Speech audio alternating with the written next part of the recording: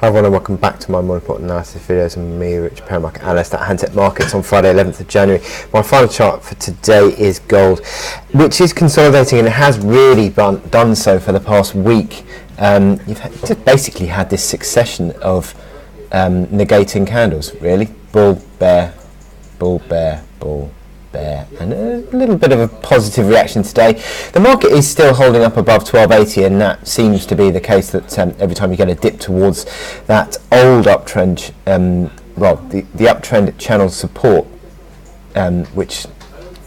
is support because you've broken above it, so every time you release back towards it, it starts to be acting as support, and then you rally again. But to be honest, at the moment, the bulls can't really find their way to break out above 1298, and part of that could well be the fact that we are trading around towards that 1300 to 1310 long-term pivot that's been in place for the past coming up 3 years really, and the fact is that is key overhead resistance, so that could well be weighing on the minds. But there are sort of momentum indicators which are positive still, but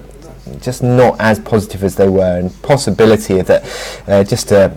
couple of negative sessions in a row that you could see those turning corrective, so just need to be mindful of that. But there is just a consolidation really in the past week that can't get off the can't get really the traction to the upside, and yesterday's low 1285 is supportive,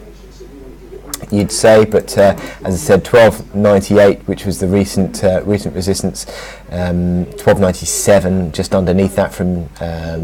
yesterday. So yeah, there is sort of still positivity in this chart, but looking at the hourly indicators again, they're fairly sort of neutrally configured, oscillating between sort of 30 and 70.